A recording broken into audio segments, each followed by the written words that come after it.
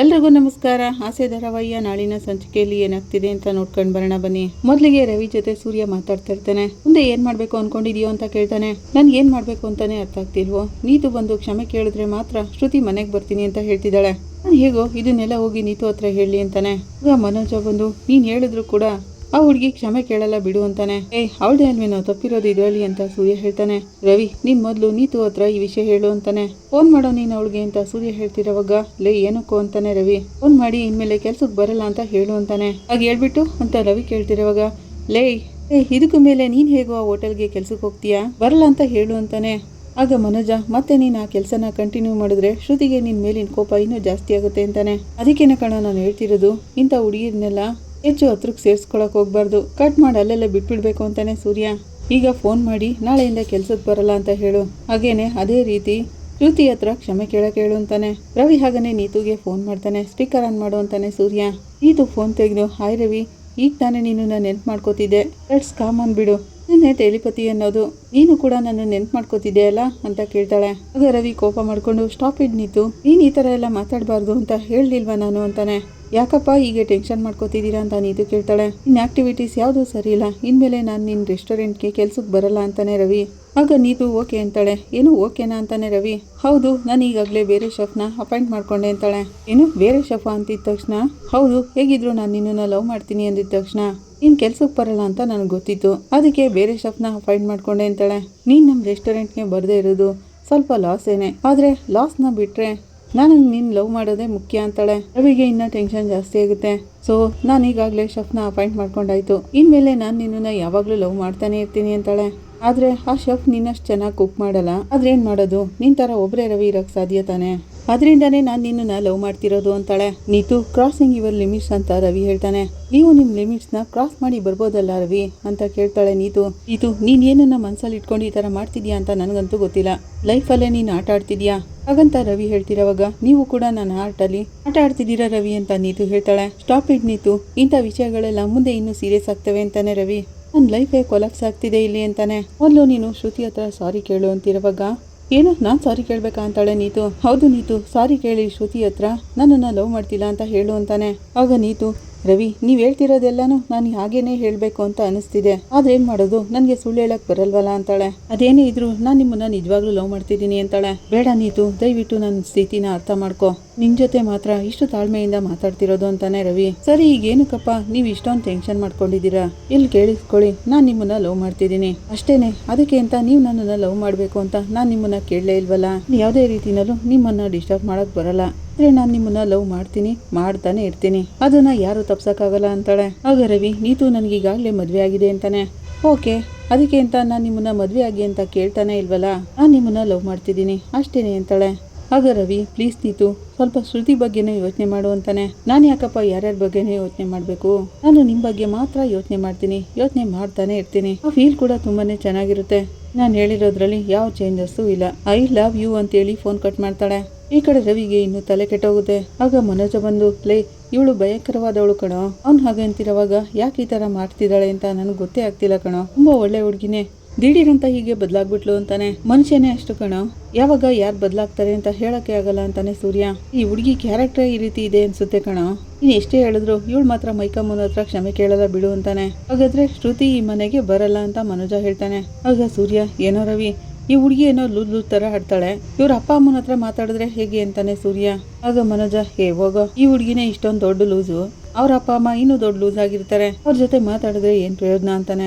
ಏನ್ ಹೇಳುದು ಕರೆಕ್ಟೇ ಕಣೋ, ಇಲ್ಲಾಂದ್ರೆ ಈ ಹುಡುಗಿನ ಹೀಗೆ ಸುಮ್ನೆ ಬಿಟ್ಬಿಡ್ತಿದ್ರ ಅಂತಾನೆ ಸೂರ್ಯ. ಆಗ ರವಿ ಆ ಓನರ್ ತುಂಬಾ ಒಳ್ಳೆಯವರು ಕಣೋ, ಇದೆಲ್ಲ ಗೊತ್ತಾದ್ರೆ ತುಂಬಾನೇ ಫೀಲ್ ಮಾಡ್ಕೋತಾರೆ, ಅವ್ರೀಗ ಬೆಂಗಳೂರಿನಲ್ಲಿಲ್ಲ ಬಾಂಬೆಲಿ ಬಿಸ್ನೆಸ್ ಮಾಡ್ತಿದ್ದಾರೆ, ಒಬ್ಬಳೆ ಮಗಳು ಅಂತ ಪ್ರೀತಿಯಿಂದ ಸಾಕ್ಬಿಟ್ಟಿದ್ದಾರೆ, ಏಕೆ ಇವಳು ಈ ತರ ಎಲ್ಲ ಆಡ್ತಿರೋದು ಅಂತಾನೆ. ಆದ್ರೆ ಅವ್ರ ಅಪ್ಪ ಅಮ್ಮನ ಹತ್ರ ಮಾತಾಡೋದೇ ವೇಸ್ಟ್ ಬಿಡು ಅಂತಾನೆ ಸೂರ್ಯ. ಈ ಕಡೆ ಮನೋಜ ಏನು ಯೋಚನೆ ಮಾಡ್ಬಿಟ್ಟು ರವಿ ನಾನ್ ನಿನ್ಗೊಂದು ಸೂಪರ್ ಐಡಿಯಾ ಹೇಳ ಅಂತಾನೆ. ಆಗ ಸೂರ್ಯ ಮೊದಲು ಐಡಿಯಾ ಏನು ಅಂತ ಹೇಳು, ಅದು ಸೂಪರಾ ಇಲ್ವೋ ಅಂತ ನಾನು ಹೇಳ್ತೀನಿ ಅಂತಾನೆ. ಶ್ರುತಿ ರೆಸ್ಟೋರೆಂಟ್ ರನ್ ಆಗ್ತಿದೆ, ನೀತು ಕೂಡ ತುಂಬಾನೇ ರೆಸ್ಟೋರೆಂಟ್ಗಳನ್ನ ಇಟ್ಕೊಂಡಿದ್ದಾಳೆ, ಹೇಳ್ಬೇಕು ಅಂದ್ರೆ 2 ರೆಸ್ಟೋರೆಂಟ್ಗೂ ನೀನ್ ಸಫಾಗ್ಬಿಡು ಅಂತಾನೆ.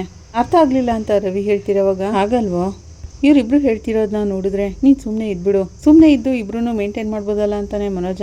ನೀತು ಲವ್ನ ಓಕೆ ಅಂತ ಹೇಳ್ಬಿಡು. ಶ್ರುತಿ ಹತ್ರ ಸುಮ್ನೆ ಒಂದ್ ಸುಳ್ಳು ಸಾರಿ ಕೇಳ್ಬಿಡು ಅಂತ ಹೇಳು. ಅದಷ್ಟು ಬೇಗ 2 ರಿಲೇಶನ್ಶಿಪ್ ಮೇಂಟೈನ್ ಮಾಡ್ಬೋದಲ್ಲ ಅಂತಾನೆ. ಶ್ರುತಿ ಆಗ ಮನೆಗೆ ಬಂದ್ಬಿಡ್ತಾಳಲ್ಲ, ಹೇಗೆ ಅಂತ ಹೇಳ್ತಿರೋವಾಗ ರವಿ ಸೂರ್ಯ ಇಬ್ರಿಗೂ ತುಂಬಾನೇ ಕೋಪ ಬರುತ್ತೆ. ಇಬ್ರು ಕೋಪದಲ್ಲಿ ನೋಡ್ತಾ ಇರ್ತಾರೆ. ಏನೋ ಇಂಥ ಐಡಿಯಾ ಕೊಡ್ತಿದೀಯಲ್ಲ, ಇನ್ನಂತವನ್ನ ಪಾರ್ಲರಮ್ಮ ಏಮಾರ್ಸಿರೋದ್ರಲ್ಲಿ ತಪ್ಪೇ ಇಲ್ಲ ಅಂತ ಸೂರ್ಯ ಅವನ್ಗೆ ಹೊಡೆದು ಕೈನ ಹಿಂದಕ್ಕೆ ತಿರುಗಿಸ್ತಾನೆ. ಅಯ್ಯೋ ನನ್ ಕೈ ರವಿ ಹೇಳು ಅಂತಾನೆ ಮನೋಜ. ರವಿ ಇನ್ನೊಂದ್ ಕೈ ತಿರುಗಿಸ್ತಾನೆ. ಐಡಿಯಾ ಕೊಡ್ತೀಯಾ ಐಡಿಯಾ ಅಂತಾನೆ ಸೂರ್ಯ. ಬಿಟ್ಬಿಡೋ ಸೂರ್ಯ, ಇವನಂತವನು ಹೀಗೇನೆ ತಾನೇ ಯೋಚನೆ ಮಾಡೋದು ಅಂತಾನೆ. ನಮ್ ಕಣ್ ಮುಂದೆ ನಿಂತ್ಕೊಳ್ಳೇ ಬೇಡ ಅಂತ ಸೂರ್ಯ ಹೇಳ್ತಾನೆ. ನಾನ್ ನಿಮ್ ಜೊತೆ ಮಾತಾಡಕ್ಕೆ ಬರಲ್ಲ, ಹೋಗ್ರೋ ಅಂತೇಳಿ ಮನೋಜ ಒಳಗೋಗ್ತಾನೆ. ಆಗ ಸೂರ್ಯ, ರವಿ ಫೀಲ್ ಮಾಡ್ಕೋಬೇಡ್ವಾ, ಹೇಗ್ ಸರಿ ಮಾಡೋದು ಅಂತ ಯೋಚನೆ ಮಾಡೋಣ ಬಾ ಅಂತಾನೆ. ರವಿ ಆದ್ರೂ ಅಲ್ಲೇ ನಿಂತಿರ್ತಾನೆ. ಬಾರೋ ಅಂತೇಳಿ ಕರ್ಕೊಂಡು ಹೋಗ್ತಾನೆ ಸೂರ್ಯ. ಇನ್ನ ಎಲ್ರಿಗೂ ಕಾಫಿ ಕೊಡ್ತಾ ಇರ್ತಾಳೆ. ಸೂರ್ಯ ಬರ್ತಾನೆ. ಸೂರ್ಯ, ಬಾಡಿಗೆಗೆ ಹೋಗ್ತಿದೀನೋ, ನೈಟ್ ರವಿ ಜೊತೆ ಮಾತಾಡ್ತೀಯಾ ಅಂತಾರೆ ರಂಗನಾಥ್ ಅವರು. ಮಾತಾಡ್ದೆ ಅಪ್ಪ, ನೀನ್ ಹೇಳ್ದಾಗೆ ಆ ಹುಡುಗಿ ಜೊತೆನೂ ಮಾತಾಡಿಸ್ದೆ, ಆದ್ರೆ ಇವನೇನೆ ತಪ್ಪಾಗೆಲ್ಲ ಐಡಿಯಾ ಕೊಡ್ತಿದ್ದ ಅಂತಾನೆ. ನಾನ್ ಸರಿಯಾಗಿ ಐಡಿಯಾ ಕೊಟ್ಟೆ ಅಂತ ಮನೋಜ ಹೇಳ್ತಾನೆ. ಹೌದೇನಪ್ಪ, ನೀನ್ ಐಡಿಯಾ ಕೊಟ್ಟಿದ್ದನ್ನ ನಾನು ಅಪ್ಪನ ಜೊತೆ ಹೇಳ, ಆಗ ನಿನ್ಗೆ ಹೇಗೆ ಒದೆಗಳು ಬೀಳ್ತವೆ ಅಂತ ಗೊತ್ತಲ್ವಾ ಅಂತಾನೆ ಸೂರ್ಯ. ಆಗ ರಂಗನಾಥ್ ಅವರು, ಸೂರ್ಯ ಮೊದ್ಲು ವಿಷಯ ಏನು ಅಂತ ಹೇಳು ಅಂತಾನೆ. ಅಪ್ಪ, ನಾನ್ ರವಿ ಹತ್ರ ಹುಡುಗಿ ಜೊತೆ ಮಾತಾಡಿಸ್ದೆ ಅಪ್ಪ, ಇನ್ಮೇಲೆ ರೆಸ್ಟೋರೆಂಟ್ ಕೆಲ್ಸಕ್ಕೆ ಬರಲ್ಲ ಅಂತ ಹೇಳ್ದ ಅಪ್ಪ ರವಿ ಅಂತಾನೆ. ಕೆಲ್ಸನ ಮೊದ್ಲೇ ಮಾಡ್ಬೇಕಿತ್ತು ಅಂತಾಳೆ ಶಾಂತಿ. ಅದನ್ನೆಲ್ಲ ಈಗ ಮಾಡಿದಾನಲ್ಲ, ಶ್ರುತಿ ಹತ್ರ ಮಾತಾಡಿ ಅವಳನ್ನ ಬರಕ್ ಹೇಳು ಅಂತಾರೆ ರಂಗನಾಥ್ ಅವರು. ಅದ್ರಲ್ಲೇ ಮಾವ ಈಗ ತೊಂದರೆ ಇರೋದು ಅಂತಾಳೆ ಮೀನಾ. ಶ್ರುತಿ ಹತ್ರ ನೀತು ಸಾರಿ ಕೇಳ್ಬೇಕು, ಇನ್ಮೇಲೆ ರವಿನ ಲವ್ ಮಾಡಲ್ಲ ಅಂತ ಹೇಳ್ಬೇಕು, ಹಾಗಿದ್ರೆ ಮಾತ್ರ ಮನೆಗ್ ಬರ್ತೀನಿ ಅಂತ ಶ್ರುತಿ ಹೇಳಿದಾಳೆ ಮಾವ ಅಂತಾಳೆ ಮೀನಾ. ಹೀಗೆ ಅಂತ ಓನರ್ ಹುಡ್ಗಿ, ನಾನ್ ಮಾತ್ರ ಶ್ರುತಿ ಹತ್ರ ಸಾರಿ ಕೇಳಲ್ಲ, ನಾನ್ ಯಾವಾಗ್ಲೂ ರವಿನ ಲವ್ ಮಾಡ್ತಾನೆ ಇರ್ತೀನಿ ಅಂತ ಕೊಬ್ಬಲಿ ಮಾತಾಡಿದ್ಲಪ್ಪ ಅಂತಾನೆ ಸೂರ್ಯ. ಏನೋ ಇದೆಲ್ಲ ನಮ್ ಮುಂದೆ ಇರೋರ್ಗೆ ನಮ್ಮಿಂದ ಕಷ್ಟ ಆಗ್ತಿದೆ ಅಂತ ಯೋಚನೆ ಮಾಡ್ಬೇಕಲ್ವ ಆ ಹುಡ್ಗಿ ಅಂತಾರೆ ರಂಗನಾಥ್ ಅವರು. ಆ ಹುಡ್ಗಿ ದುಡ್ಡಿರೋ ಶ್ರೀಮಂತೇನಪ್ಪ, ಅದನ್ನೆಲ್ಲ ಎಲ್ಲಿ ಯೋಚನೆ ಮಾಡ್ತಾಳೆ, ಕೊಬ್ಬು ಅವಳಿಗೆ ಅಂತ ಮನೋಜ ಹೇಳ್ತಾನೆ. ಆಗ ಸೂರ್ಯ, ಅಪ್ಪ ಅವಳು ಅರೆ ಹುಚ್ಚಿನಪ್ಪ, ನಾವ್ ಹೇಳೋದನ್ನ ಕೇಳೋಳಲ್ಲ ಅವಳು ಅಂತಾನೆ. ಆಗ ಶಾಂತಿ, ಈ ಕಾಲದ ಹೆಣ್ಮಕ್ಳ ಎಷ್ಟು ತುಂಬಾನೇ ಕೊಬ್ಬು ಇವ್ರಿಗೆಲ್ಲ, ಏನು ಇಲ್ಲದೆ ಬಂದಿರೋಳೆ ಇಷ್ಟೊಂದು ಕೊಬ್ಬಾಡ್ತಾಳೆ, ಇನ್ನು ದುಡ್ಡಿರೋಳವಳು, ಹೀಗೆ ಕೊಬ್ಬಿರ್ಬಾರ್ದ ಅಂತಾಳೆ ಶಾಂತಿ. ಆಗ ರಂಗನಾಥ್ ಅವರು, ಕಾಫಿ ತಣ್ಣಗಾಗಿರ್ಬೋದು, ಮೊದ್ಲದನ್ನ ಕುಡಿ ಅಂತಾರೆ. ಆದ್ರೆ ಆ ಹುಡುಗಿ ಏನೋ ನಿರ್ಧಾರ ಮಾಡಿದೆ ಅಂತ ರಂಗನಾಥ್ ಅವರು ಕೇಳ್ತಾರೆ. ಅಪ್ಪ, ಅವಳಂತೂ ಕ್ಷಮೆ ಕೇಳಲ್ವಂತೆ ಅಪ್ಪ, ನಾನ್ ಲವ್ ಮಾಡ್ತಾನೆ ಇರ್ತೀನಿ ಅಂತ ಹೇಳಿದ್ಲು ಅಂತಾನೆ ಸೂರ್ಯ. ಮನೋಜ, ಅಮ್ಮ ನಾನೊಂದು ಐಡಿಯಾ ಹೇಳ ಅಂತಾನೆ. ರಾತ್ರಿ ಹೇಳ್ದಲ್ಲ, ಆ ರೀತಿ ಏನಾದ್ರು ಐಡಿಯಾ ಹೇಳಿದ್ರೆ ನೀನ್ ಬಾಯ್ ಮೇಲೆ ಬಾರಿಸ್ಬಿಡ್ತೀನಿ ಅಂತಾನೆ ಸೂರ್ಯ. ಆಗ ಶಾಂತಿ, ಏನ್ರಿ ಇವನು ಯಾವಾಗ್ಲೂ ರೌಡಿ ತರನೇ ಮಾತಾಡ್ತಿರ್ತಾನೆ, ಜೊತೆಲಿಟ್ಟಿರೋ ಅಣ್ಣನ ಜೊತೆ ಈ ತರನ ಮಾತಾಡೋದು ಅಂತಾಳೆ. ಆಗ ಸೂರ್ಯ, ನನ್ ಜೊತೆಲಿ ಎಲ್ಲಿ ಹುಟ್ಟವನು, ಅವ್ನು ಹುಟ್ಟಿದ್ 2 ವರ್ಷ ಆದ್ಮೇಲೆ ತಾನೇ ನಾನು ಹುಟ್ಟಿದ್ದು ಅಂತಾನೆ. ಮೀನಾ ನಟ್ಬಿಡ್ತಾಳೆ. ಆಗ ಶಾಂತಿ, ಯಾರ್ಯಾರೋ ಕಂಡ್ಕೊಂಡವ್ರೆಲ್ಲ ನಮ್ಮನ್ನ ನೋಡಿ ನಗು ಹೋಗೋಗೋಯ್ತು, ನೋಡಿದ್ರೆ ಈ ಮನೆ ಸ್ಥಿತಿ ಎಲ್ಲಿಗೆ ಬಂತು ಅಂತಾಳೆ. ಸೂರ್ಯ, ಕಂಡ್ಕೊಂಡವ್ರ ಅಂತ ಕೇಳ್ತಾನೆ. ಅತ್ತೆ ನನ್ನನ್ನ ಪ್ರೀತಿಯಿಂದ ಹಾಗೇನೆ ಕರೆಯೋದು ಅಂತಾಳೆ ಮೀನಾ. ಸಕ್ರೆ, ನನ್ನ ಹೆಂಡತಿ ಕಂಡವಳಾಗ್ಬಿಟ್ಲು ಅಂತಾನೆ. ನನ್ಗವಳು ಕಂಡವಳೆ ಕಣೋ, ನೋಡ್ದಿಯಲ್ಲ ನೀನೇನೆ, ನನ್ ಮಕ್ಳು ಜೀವನ ನೋಡಿ ಇವಳಿಗೆ ನಗ್ಬೇಕು ಅನಿಸ್ಬಿಡ್ತಾ, ಇವಳ ಕಥೆನೇನಾದ್ರೂ ಹೇಳ್ಬಿಟ್ರೆ ಊರು ಕೇರಿಯವರೆಲ್ಲ ನಗಾಡ್ತಾರೆ ಅಂತಾಳೆ. ಆಗ ಮೀನಾ, ಅತ್ತೆ ನನ್ ಕತೆ ಕೇಳಿ ನಗುವಂತದ್ದೇನಿದೆ, ನಾನೇನು ಯಾರನ್ನು ಏಮಾರಿಸಿ ಜೀವನ ಮಾಡ್ತಿಲ್ಲ, ನ್ಯಾಯವಾಗಿ ನನ್ ಗಂಡನ ಜೊತೆ ಜೀವನ ಮಾಡ್ತಿದ್ದೀನಿ, ಅವ್ರಿಗೆ ನಿಜವಾಗಿ ಹೆಂಡತಿಯಾಗಿದ್ದೀನಿ, ನನ್ನನ್ನು ನೋಡಿ ನಗೋ ಯೋಗ್ಯತೆ ಇಲ್ಲಿ ಯಾರಿಗೂ ಇಲ್ಲ ಅಂತಾಳೆ. ಆಗ ರಂಗನಾಥ್ ಅವರು, ನೋಡು ಶಾಂತಿ, ಇಲ್ಲಿ ಯಾವ ಸಮಸ್ಯೆ ಇದೆ, ನೀನ್ ಯಾವ ಸಮಸ್ಯೆ ಬಗ್ಗೆ ಮಾತಾಡ್ತಿದೀಯಾ, ಮೊದ್ಲು ರವಿಗಿರೋ ಪ್ರಾಬ್ಲಮ್ ಬಗ್ಗೆ ಯೋಚನೆ ಮಾಡು. ರಂಗನಾಥ್ ಅವರು ಹಾಗಂತಿರುವಾಗ, ಸರಿ ಈಗ ಏನ್ ಮಾಡ್ಬೇಕು ಅನ್ನೋದನ್ನ ನೀವೇ ಹೇಳಿ ಅಂತಾಳೆ ಶಾಂತಿ. ಶ್ರುತಿಗೆ ಫೋನ್ ಮಾಡಿ ಮಾತಾಡು ಅಂತಾರೆ. ಅವ್ರು ಹಾಗಂತಿರುವಾಗ, ನಾನ್ ಅವಳ ಜೊತೆ ಏನಂತ ಮಾತಾಡ್ಲಿ ಅಂತಾಳೆ ಶಾಂತಿ. ನನ್ನ ಹತ್ರ ಹೇಳ್ದೆ ಕೇಳ್ದೆ ಅವ್ರ ಅಮ್ಮನ ಮನೆಗೆ ಹೋಗಿ ಕೂತಿದ್ದಾಳಲ್ಲ ಅಂತಾಳೆ. ಚಿಕ್ಕ ಮಕ್ಳು ತರ ನೀನು ಆಡ್ಬೇಡ್ವೆ, ಅದ ಅವಳಿಗೆ ಫೋನ್ ಮಾಡಿ ಮನೆಗ್ ಬರ ಕೇಳು ಅಂತಾರೆ. ನೀವೇ ಫೋನ್ ಮಾಡಿ ಮಾತಾಡ್ಬೋದು ತಾನೇ ಅಂತ ಶಾಂತಿ ಹೇಳ್ತಾಳೆ. ಇಂಥದ್ದನ್ನೆಲ್ಲ ನೀನ್ ಮಾತಾಡಿದ್ರೇನೆ ಸರಿಯಾಗಿರೋದು ಅಂತ ರಂಗನಾಥ್ ಅವರು ಹೇಳ್ತಾರೆ. ಆಗ ಸೂರ್ಯ, ಅಪ್ಪ ಮೈಕಮ್ಮರ ಜೊತೆ ಮಾತಾಡೋದು ಅಂದ್ರೇನೆ ಸಕ್ರೆಗೆ ಸ್ವಲ್ಪ ಭಯನಪ್ಪ ಅಂತಾನೆ. ಆಗ ಶಾಂತಿ, ನನ್ಗೇನಕ್ಕೆ ಭಯ ಅಂತಾಳೆ. ಹಾಗನ್ಕೊಂಡು ಶ್ರುತಿ ಹತ್ರ ಮಾತಾಡಕ್ಕೆ ಫೋನ್ ತೆಗಿತಾಳೆ. ರವಿ, ಬಾರೋ ಸಕ್ರೆ ಶ್ರುತಿ ಹತ್ರ ಫೋನ್ ನಲ್ಲಿ ಮಾತಾಡ್ತಿರ್ತಾರೆ ಅಂತಾನೆ. ಆಗ ರವಿ, ಏನಕ್ಕಮ್ಮ, ಅವಳು ಕೊಬ್ಬಲ್ ಮಾತಾಡ್ತಾಳೆ ಅಂತಾನೆ. ನಿನ್ನ ಹತ್ರ ಆ ರೀತಿ ಅವಳು ಮಾತಾಡ್ಬೋದೇನೋ ಕಣೋ, ಆದ್ರೆ ಅವಳು ನನ್ ಜೊತೆ ಪ್ರೀತಿಯಿಂದಾನೇ ಮಾತಾಡ್ತಾಳೆ ಅಂತ ಶಾಂತಿ ಶ್ರುತಿಗೆ ಫೋನ್ ಮಾಡ್ತಾಳೆ. ಫೋನ್ ಮಾಡಿ ಲೌಡ್ ಸ್ಪೀಕರ್ ಕೊಡ್ತಾಳೆ. ಹಲೋ ಅಂತ ಶ್ರುತಿ ಹೇಳ್ತಿರೋವಾಗ, ಅಮ್ಮ ಶ್ರುತಿ ಅಂತಾಳೆ ಶಾಂತಿ. ಯಾರು ಅಂತಾಳೆ ಶ್ರುತಿ. ಆಗ ಎಲ್ರು ನಕ್ಬಿಡ್ತಾರೆ. ನಾನಮ್ಮ ನಿಮ್ಮ ಅತ್ತೆ ಅಂತಾಳೆ ಶಾಂತಿ.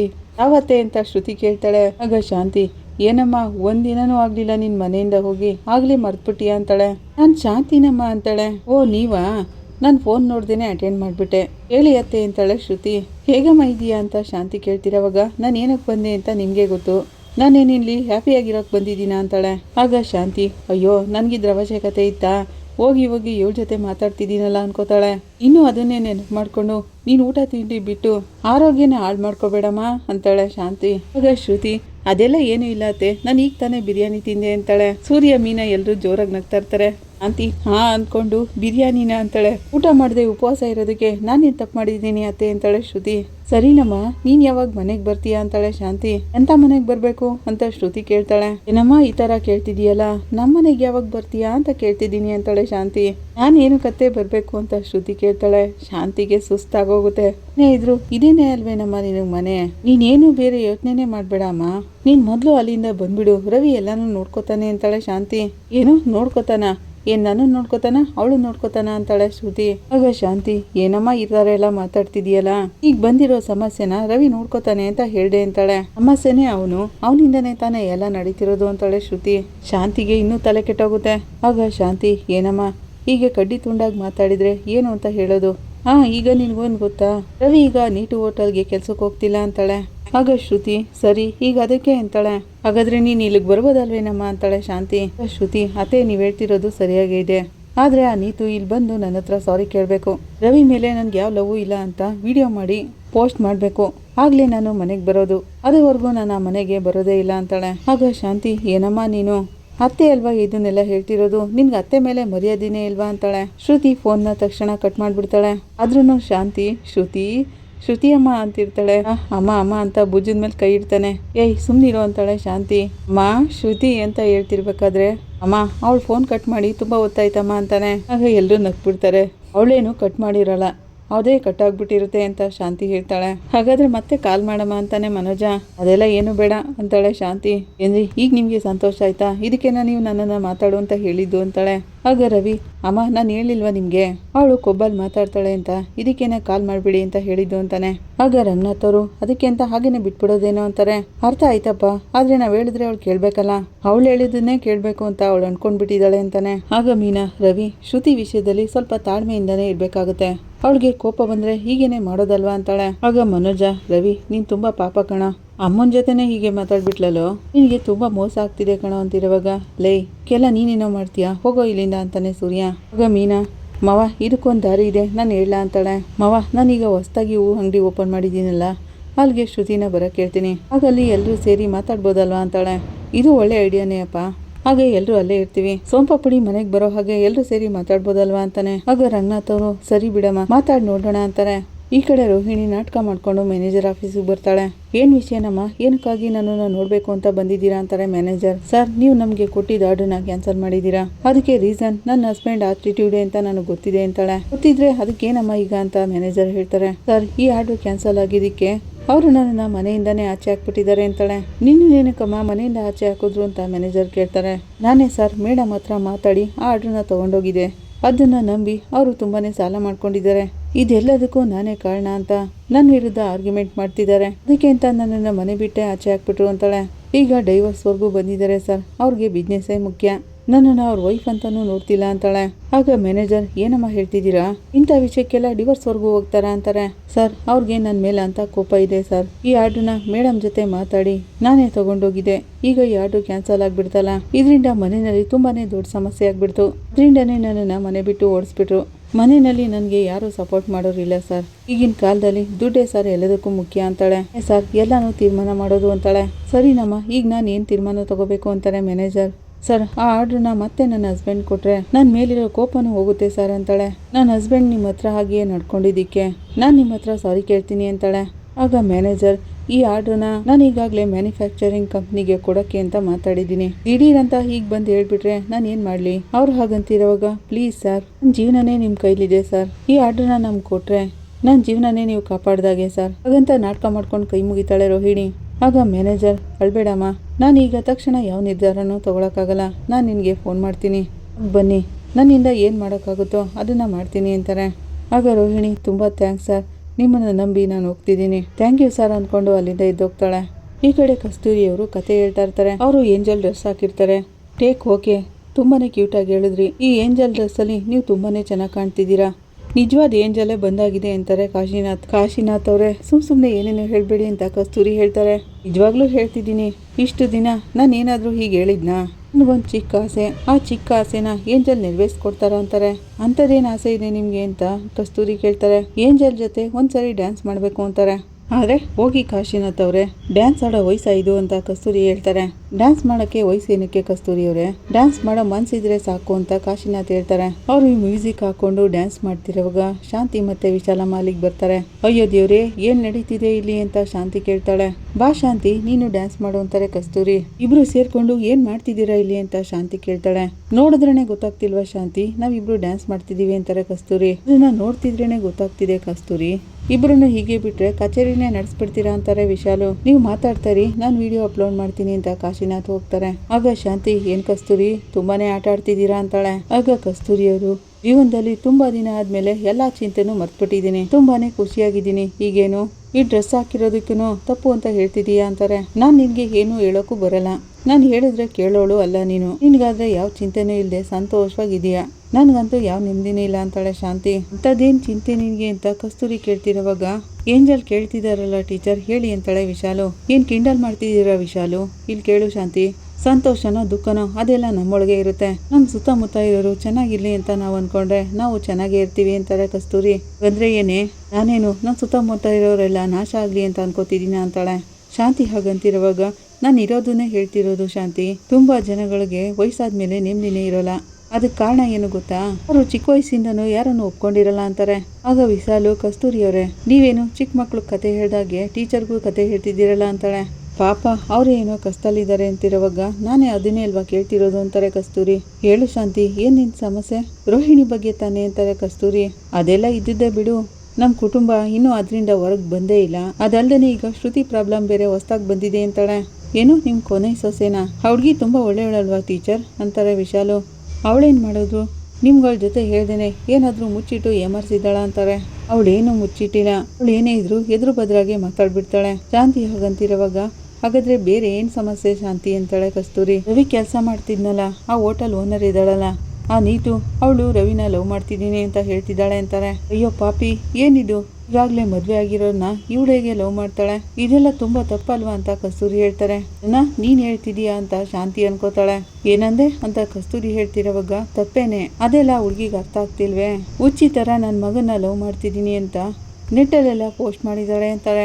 ಏನ್ ಟೀಚರ್ ಅನ್ಯಾಯ, ಇಂಥ ಕಾಲದಲ್ಲಿ ಈ ಹೆಣ್ಮಕ್ಳೆಲ್ಲ ಇದೇ ರೀತಿ ಇರ್ತಾರೆ ಅನ್ಸುತ್ತೆ. ಇನ್ನೊಬ್ರು ಗಂಡನೇ ಬೇಕಿತ್ತ ಅವಳಿಗೆ ಅಂತ ವಿಶಾಲು ಹೇಳ್ತಾರೆ. ಹಣ ಅಧಿಕಾರ ಅಂತಾರಲ್ಲ, ಆ ಅಧಿಕಾರದಲ್ಲೇ ಹುಡುಗಿ ಈ ತರ ಆಡ್ತಿದ್ದಾಳೆ. ದುಡ್ಡಿರೋ ಕೊಬ್ಬಿನ ಹುಡುಗಿ ಅವಳು. ಆ ಹುಡುಗಿನೇ ರವಿನ ಲವ್ ಮಾಡ್ತಿದ್ದೀನಿ ಅಂತ ಹೇಳ್ತಿರೋದು. ಆಗ ಕಸ್ತೂರಿ, ರವಿ ಆ ರೀತಿ ಅನ್ಕೊಳ್ಳೋನಲ್ಲ ಅಲ್ವಾ, ಅವ್ನು ಒಳ್ಳೆ ಹುಡುಗನೇ ತಾನೆ ಅಂತಾರೆ. ನನ್ ಮಗ ಏನೋ ಒಳ್ಳೆಯವನೇ, ಆದ್ರೆ ಅವನ್ ಜೊತೆ ಇದ್ದಂತ ನೀತು ಆಗಿಲ್ವಲ್ಲ ಅಂತಾಳೆ. ಶ್ರುತಿ ಏನ್ ಹೇಳಿದ್ಲು ಅಂತ ಕಸ್ತೂರಿಗೆ ಕೇಳ್ತಾರೆ. ನಾನು ಹೇಳ್ದಾಗ್ಲೇ ಆ ನೀತು ಹೋಟೆಲ್ನ ಬಿಟ್ಟು ಬಂದಿದ್ರೆ ಇದೆಲ್ಲ ನಡೀತಾನೆ ಇರ್ಲಿಲ್ಲ, ಇದಕ್ಕೆಲ್ಲ ಕಾರಣ ನೀನೇ ಅಂತ ರವಿ ಮೇಲೆ ಕೋಪ ಮಾಡ್ಕೊಂಡು ಅವ್ರ ಅಮ್ಮನ ಮನೆಗೆ ಹೋಗಿದ್ದಾಳೆ ಅಂತಾರೆ. ಶಾಂತಿ ಹಾಗಂತಿರುವಾಗ ವಿಶಾಲು, ಅವಳು ಹೇಳ್ತಿರೋದೆಲ್ಲ ಸತ್ಯನೇ ಅಲ್ವಾ ಟೀಚರ್, ಈಗ ನಿಮ್ ಸೊಸೆನೆ ಸ್ವಂತವಾಗಿ ರೆಸ್ಟೋರೆಂಟ್ ಓಪನ್ ಮಾಡಿದಾರಲ್ಲ, ಅಲ್ಲಿಗೆ ಹೋಗ್ಬೋದಿತ್ತಲ್ವಾ ಅಂತಾರೆ. ಆಗ ರವಿಗೆ ಹೇಳಿದಕ್ಕೆ ಅವನೆಲ್ಲಿ ನಮ್ಮ ಮಾತು ಕೇಳ್ದ. ಈಗ ಶ್ರುತಿ ನೋಡಿದ್ರೆ ಅವ್ರ ಅಮ್ಮನ ಮನೆಗೆ ಹೋಗಿ ಕೂತಿದ್ದಾಳೆ ಅಂತಾಳೆ. ಅಯ್ಯಯ್ಯೋ, ಏನ್ ಮಾಸ್ಟರ್ ಇದು, ನಿಮ್ಮ ಮನೆಯಲ್ಲೇ ಒಂದು ಕೋರ್ಟ್ ಓಪನ್ ಮಾಡ್ಬೋದಲ್ಲ, ಎಲ್ಲ ಕೇಸ್ಗಳು ನಿಮ್ಮ ಮನೆಯಲ್ಲೇ ಇವೆಯಲ್ಲ ಅಂತಾಳೆ ವಿಶಾಲು. ನಮ್ಮ ಕುಟುಂಬಕ್ಕೆ ಯಾಕೆ ಈ ತರ ಶೋಧನೆ ಬಂದಿದೆಯೋ ಅಂತ ಗೊತ್ತಿಲ್ಲ ನನಗೆ, ನಮ್ಮ ಮನೆಗೆ ಬಂದವರೆಲ್ಲ ಈ ತರ ಆಡ್ತಿದ್ದಾರೆ ಅಂತಾಳೆ. ಆಗ ವಿಶಾಲು, ಇಲ್ಲಿ ಕೇಳಿ ಮಾಸ್ಟರ್, ಮನೆಯಲ್ಲಿ ಹೀಗೆ ತೊಂದರೆ ಆಗ್ತಿದ್ರೆ ಕೆಟ್ಕಂಡು ಬಿದ್ದಿದೆ ಅಂತ ಅರ್ಥ. ಅದಕ್ಕೆ ಖಂಡಿತ ಮನೆಯಲ್ಲಿ ಒಂದು ಪೂಜೆ ಇಟ್ಕೊಂಡ್ರೆ ಎಲ್ಲ ಸರಿ ಹೋಗುತ್ತೆ. ಆಗ ಶಾಂತಿ, ಪೂಜೆನಾ, ಒಳ್ಳೆ ಐಡಿಯಾನೇ. ಕಸ್ತೂರಿ, ಈ ತರ ಪೂಜೆ ಮಾಡೋರೆಲ್ಲ ನಿನ್ಗೆ ತಾನೇ ಗೊತ್ತಿರೋದು, ಯಾರಾದ್ರೂ ಇದ್ರೆ ಹೇಳು ಅಂತಾಳೆ ಶಾಂತಿ. ಇಲ್ಲ ಶಾಂತಿ, ನನ್ಗೆ ಆ ತರದವ್ರು ಯಾರು ಗೊತ್ತಿಲ್ಲ, ಈಗ ನಾನು ಪೂಜೆ ಗೀಜೆ ಏನು ಮಾಡಿಸ್ತಿಲ್ಲ, ನಾನು ದೇವಸ್ಥಾನಕ್ಕೆ ಹೋಗಿ ಬರ್ತೀನಿ ಅಷ್ಟೇ, ಆಗ್ಲೇನೆ ನನಗೆ ಮನಸ್ಸು ನೆಮ್ಮದಿ ಆಗುತ್ತೆ ಅಂತಾರೆ. ಆಗ ಶಾಂತಿ, ಅಯ್ಯೋ ಇವಳೊಬ್ಳು ವಿಶಾಲು, ಯಾರಾದ್ರೂ ಇಂಥ ಪೂಜೆಗಳನ್ನ ಮಾಡೋರು ಗೊತ್ತಿದ್ರೆ ನನ್ಗೆ ಹೇಳು ಅಂತಾಳೆ ಶಾಂತಿ. ಟೀಚರ್, ಅಂತವರೆಲ್ಲ ನನಗೆ ತುಂಬಾ ಜನ ಗೊತ್ತು, ಅವ್ರ ಹತ್ರ ಮಾತಾಡ್ಬಿಟ್ಟು ನಿಮ್ಗೆ ಹೇಳ್ತೀನಿ ಅಂತಾಳೆ ವಿಶಾಲು. ಅದೆಲ್ಲಿ ಶಾಂತಿ, ಮೀನಾ ಏನೋ ಹೊಸ ಹೂ ಅಂಗಡಿ ಓಪನ್ ಮಾಡ್ತಿದ್ದಾಳೆ ಅಂತಲ್ಲ, ನನ್ನನ್ನ ಬರೋ ಕೇಳಿದಾಳೆ, ಪರವಾಗಿಲ್ವೇ, ಇಂಥ ಸಮಸ್ಯೆಗಳ ಮಧ್ಯೆನೂ ಮೀನಾಗೆ ಒಳ್ಳೇದಾಗ್ತಿದೆಯಲ್ಲ ಅಂತಾರೆ. ಶಾಂತಿ, ಅವಳು ಮಾತ್ರ ನಮ್ಮ ಮನೆಯಲ್ಲಿ ನೆಮ್ಮದಿಯಾಗಿರೋದು, ಅವಳು ಬಂದಾಗಿಂದ ನನ್ನ ನೆಮ್ಮದಿನೇ ಹಾಳಾಗೋಯ್ತು ಅಂತ ಬೈಕತ್ತಾಳೆ. ಶಾಂತಿ ಅವಳ ಬುದ್ಧಿನ ಅವಳು ತೋರಿಸ್ತಾಳೆ. ಏನ್ ವಿಶಾಲು, ಬಾಯಿ ಮಾತಿಗೆ ಮಾತ್ರ ನೀನು ಆಗಿ ರೀತಿ ಹೇಳೋದಾ, ಆ ಆರ್ಡ್ರನ್ನ ಹೇಗ್ ಬಿಟ್ಟೆ ಅಂತಾಳೆ. ನಾನು ಏನ್ ಮಾಡ್ಲಿ ಟೀಚರ್, ನಾನೇನು ಬೇಕು ಅಂತ ಬಿಟ್ನಾ, ಬಿಡ್ಬೇಕು ಅಂತ ಕಡ್ಡಾಯವಾಗಿ ಹೇಳಿದ್ರು, ಅದಕ್ಕೆ ಬಿಟ್ಟೆ. ಎಲ್ಲ ನನ್ನ ಮಗಳಿಂದಾನೇ ಮಾಸ್ಟರ್, ನನ್ನ ಮಗಳನ್ನೇ ಈ ಆರ್ಡರ್ನ ತಗೋಬೇಡ ಅಂತ ಹೇಳಿದ್ದು ಅಂತಾಳೆ. ಸರಿ, ನಾನು ನಿಮ್ಗೆ ಆಮೇಲೆ ಸಿಕ್ಕಿ ಹೇಳ್ತೀನಿ ಮಾಸ್ಟರ್, ನಾನು ನಿಮ್ಮ ಮನೆ ಪೂಜೆ ಮಾಡೋರ ಜೊತೆ ಮಾತಾಡಿ ಅಪಾಯಿಂಟ್ಮೆಂಟ್ ತಗೋತೀನಿ ಅಂತಾಳೆ. ಈ ಕಡೆ ಮೀನಾ ತನ್ನ ಹೊಸ ಅಂಗಡಿನೆಲ್ಲಾನು ರೆಡಿ ಮಾಡಿರ್ತಾಳೆ. ಕನಕ ವಿಡಿಯೋ ಮಾಡ್ತಾ ಇರ್ತಾಳೆ. ಅಕ್ಕ ಬಾ, ಒಂದು ಫೋಟೋ ತೆಕೊಳ್ಳೋಣ ಅಂತ ಕರೀತಾಳೆ. ಏನಕ್ಕೆ ಕನಕ ಇದೆಲ್ಲ ಅಂತಿರೋವಾಗ, ಹೊಸ ಅಂಗಡಿ ಬೇರೆ ಓಪನ್ ಮಾಡ್ತಿದ್ಯಾ, ಒಂದು ಫೋಟೋ ತಗೊಳ್ಳಿಲ್ಲ ಅಂದರೆ ಹೇಗೆ ಅಂತ ಹೇಳಿ ಕುಸುಮ, ಮಂಜ, ಮೀನಾ, ಕನಕ ಎಲ್ಲರೂ ಸೇರಿ ಒಂದು ಫೋಟೋ ತೆಗೋತಾರೆ. ಆಗ ಕುಸುಮ ಅವರು, ನಾನು ನಿಮ್ಮಪ್ಪ ಇಬ್ರು ಸೇರಿ ದೇವಸ್ಥಾನದ ಹತ್ರ ಹೂವು ವ್ಯಾಪಾರ ಮಾಡ್ಕೊಂಡೆ ಕಾಲ ಕಳೆದ್ಬಿಟ್ವಿ. ಇವರಿಬ್ರು ಏನೋ ಚೆನ್ನಾಗಿ ಓದ್ಕೊಂಡು ಆದ್ರೆ ನೀನ್ ಮಾತ್ರ ಓದೋಕ್ಕಾಗ್ಲಿಲ್ಲ ಹಾಗಂತ ದುಃಖ ಪಡ್ತಿರುವಾಗ, ಅಮ್ಮ ನಾವು ಓದ್ಲಿ ಅಂತ ತಾನೇ ಅಕ್ಕ ಓದೋದನ್ನ ಬಿಟ್ಟಿದ್ದು ಅಂತಾಳೆ ಕನಕ. ಮೀನಾ, ನೀನು ಕೂಡ ನನ್ನ ಜೊತೆ ಹೂ ಕಟ್ಟಕ್ ಬಂದ್ಬಿಟ್ಟೆ. ನಿನ್ ಜೀವನ ಏನಾಗ್ಬೋದು ಮುಂದೆ ಅಂತ ನನಗೆ ತುಂಬಾನೇ ಭಯ ಆಗಿತ್ತು. ಆದ್ರೆ ನೀನು ಈ ವ್ಯವಹಾರದಲ್ಲಿ ತುಂಬಾನೇ ಮುಂದೆ ಬಂದ್ಬಿಟ್ಟೆ. ತುಂಬಾ ಸಂತೋಷ ಆಗ್ತಿದೆ ಮೀನಾ, ತುಂಬಾ ಹೆಮ್ಮೆ ಆಗ್ತಿದೆ ಅಂತಾರೆ. ಅಮ್ಮ, ನೀನು ಅಪ್ಪನು ನನ್ಗೆ ಧೈರ್ಯ ನಂಬಿಕೆ ಕೊಟ್ಟಿದ್ದೀರಾ, ಅಷ್ಟ್ ಸಾಕು ಅಂತಾಳೆ ಮೀನಾ. ನಾವೇನು ಅಂತದ್ದೇನು ಮಾಡ್ಲಿಲ್ವೇ ನಿನ್ಗೆ? ನೀನ್ ಗಂಡ ತುಂಬಾ ಒಳ್ಳೆಯವರು, ಅಳಿಯಂದ್ರಂತ ಗಂಡ ಸಿಕ್ಕಿರೋದ್ರಿಂದಾನೆ ನೀನು ಜೀವನದಲ್ಲಿ ಹೀಗೆ ಮುಂದೆ ಬರ್ತಿರೋದು ಅಂತಾರೆ. ನೀನ್ ಹೇಳ್ತಿರೋದು ನಿಜಾನೇ ಅಮ್ಮ, ನನ್ನ ಜೀವನದಲ್ಲಿ ಅವ್ರು ಇಲ್ಲ ಅಂದ್ರೆ ನಾನು ಇಂಥ ಸ್ಥಿತಿಗೆ ಬರ್ತಾನೆ ಇರ್ಲಿಲ್ಲ ಅಂತಾಳೆ ಮೀನಾ. ಗಂಡನ ಆಧಾರ ಒಂದಿದ್ರೆ ಸಾಕು ಮೀನಾ, ಒಂದ್ ಹೆಣ್ಣು ಜೀವನದಲ್ಲಿ ಏನ್ ಬೇಕಾದ್ರೂ ಸಾಧನೆ ಮಾಡ್ತಾಳೆ ಅಂತ ಕುಸುಮ ಹೇಳ್ತಾರೆ. ನೀನು ಅಳಿಯಂದ್ರಿಬ್ರು ಇನ್ನು ದೊಡ್ಡ ದೊಡ್ಡ ಸ್ಥಾನಕ್ಕೆಲ್ಲ ಹೋಗ್ಬೇಕು ಅಂತಾರೆ. ಆಗಲ್ಲಿಗೆ ಸೂರ್ಯ ಮನೆಯವ್ರನ್ನೆಲ್ಲ ಕರ್ಕೊಂಡ್ ಬರ್ತಾನೆ. ಬನ್ನಿ ಅತ್ತೆ, ಬನ್ನಿ ಮಾವ ಅಂತ ಮೀನಾ ಕರೀತಾಳೆ. ಚೆನ್ನಾಗಿದ್ದೀರಾ ಅಣ್ಣ ಅಂತ ಕುಸುಮ ಕೇಳ್ತಾರೆ. ಕುಸುಮಮ್ಮ, ನೀವು ಚೆನ್ನಾಗಿದ್ದೀರಾ ಅಂತ ರಂಗನಾಥ್ ಅವರು ಕೇಳ್ತಾರೆ. ಶಾಂತಿನ ಚೆನ್ನಾಗಿದ್ದೀರಾ ಅಂತ ಕೇಳ್ತಿರುವಾಗ ಹಾ ಅಂತಾಳೆ ಶಾಂತಿ. ಆಗ ರಂಗನಾಥ್ ಅವರು, ಇನ್ನ ತುಂಬಾ ಖುಷಿ ಆಗ್ತಿದೆ ಇದನ್ನೆಲ್ಲ ನೋಡಿ, ನೀನ್ ಆದಷ್ಟು ಬೇಗ ಒಬ್ಬ ಒಳ್ಳೆ ಬಿಸ್ನೆಸ್ ವುಮೆನ್ ಆಗ್ತೀಯಮ್ಮ ಅಂತಾರೆ. ತುಂಬಾ ಥ್ಯಾಂಕ್ಸ್ ಮಾವ, ನಿಮ್ ಆಶೀರ್ವಾದ ಇದ್ರೆ ಸಾಕು, ನಾನು ಈ ರೀತಿ ಆಗೋಕೆ ಕಾರಣನೇ ಇವರು ಅಂತಾಳೆ. ಆಗ ಮನೋಜ, ಏನು ಇವನೇ ನಾನು ನಿನ್ಗೆ ಆರ್ಡರ್ ತಂದ್ಕೊಟ್ಟಿದ್ದು. ನಾನು ಮೊದ್ಲೇನೆ ಈ ಅಪಾರ್ಟ್ಮೆಂಟ್ ಅಲ್ಲಿ ಆರ್ಡರ್ ತಗೊಂಡಿದ್ದೆ, ಅದನ್ನ ನೋಡ್ಕೊಂಡು ನೀನು ಈ ಆರ್ಡರ್ನ ತಗೊಂಡಿದ್ದು ಹಾಗಂತ ಮನೋಜ ಹೇಳ್ತಿರೋವಾಗ, ಅದೆಲ್ಲ ಏನೂ ಇಲ್ಲ ಮೀನಾ, ನೀನು ಒಳ್ಳೆ ಬಿಸ್ನೆಸ್ ವುಮೆನ್ ಆಗ್ತೀಯ ಅಂತ ಅಪ್ಪ ಹೇಳಿದ್ರಲ್ಲ, ಅದನ್ನೆಲ್ಲ ಅವನಿಗೆ ಸಹಿಸ್ಕೊಳಕ್ ಆಗ್ತಿಲ್ಲ. ಚೆನ್ನಾಗಿ ಉರ್ಕೋತಾ ಇದ್ದಾನೆ ಅಂತ ಸೂರ್ಯ ಹೇಳ್ತಾನೆ. ಆಗ ರವಿ, ನೀನ್ ಬಾಯಿ ಮುಚ್ಕೊಂಡು ಸ್ವಲ್ಪ ಸುಮ್ನಿರೋ, ಅದಕ್ಕೆ ಕಂಗ್ರೆಸ್ ಅಂತಾನೆ. ನೀವು ನೋಡ್ತಿದ್ರೆ ನನಗೆ ತುಂಬಾ ಹೆಮ್ಮೆ ಆಗ್ತಿದೆ ಅಮ್ಮ, ಎಷ್ಟು ಮಟ್ಟಿಗೆ ಬೆಳೆದಿದ್ಯಾ ನೋಡು ಅಂತಿರೋವಾಗ ಶಾಂತಿ, ಅಂತದ್ದೇನ್ ಬೆಳೆದ್ಬಿಟ್ಟಿದ್ದಾಳೆ ಇವಳು, ಇಷ್ಟು ದಿನ ದೇವಸ್ಥಾನದ ಹತ್ರ ಹೂ ಕಟ್ಕೊಂಡು ಓಡಾಡ್ತಿದ್ಲು, ಈಗ 4 ಮನೆ ಮಧ್ಯೆ ಹೂವಿನ ಅಂಗಡಿ ಇಟ್ಕೊಂಡಿದ್ದಾಳೆ ಅಷ್ಟೇ ತಾನೇ ಅಂತಾಳೆ. ಆಗ ಕನಕ, ಹೇಗೋ ಅಕ್ಕ, ನೀನು ಒಳ್ಳೆ ಲೆವೆಲ್ಗೆ ಹೋಗ್ತಿದೀಯ ಅಲ್ವಾ, ಯಾರೋ ಏನೋ ಹೇಳಿದ್ರು ಅಂತ ಮಧ್ಯದಲ್ಲೇ ಬಿಡ್ತಿಲ್ವಲ್ಲ ಅಂತಾಳೆ. ಆಗ ಶಾಂತಿ, ಏನೇ ನನ್ನನ್ನ ಆಡ್ಕೊಳ್ತಿರೋ ಹಾಗಿದೆ ಅಂತಾಳೆ. ಅಯ್ಯಯ್ಯೋ ಆ ಥರ ಎಲ್ಲ ಏನೂ ಇಲ್ಲ ಅಮ್ಮ. ಕನಕ, ನೀನು ಮಾತಾಡದೆ ಸ್ವಲ್ಪ ಸುಮ್ಮನೆ ನಿಂತ್ಕೊ ಅಂತಾರೆ. ಮೀನಾ ಇಂಥ ಸ್ಥಿತಿಗೆ ಬಂದಿದ್ದಾಳಲ್ಲ, ಅದು ದೊಡ್ಡದು ಅನಿಸ್ತಮ್ಮ ಅಂತಾರೆ.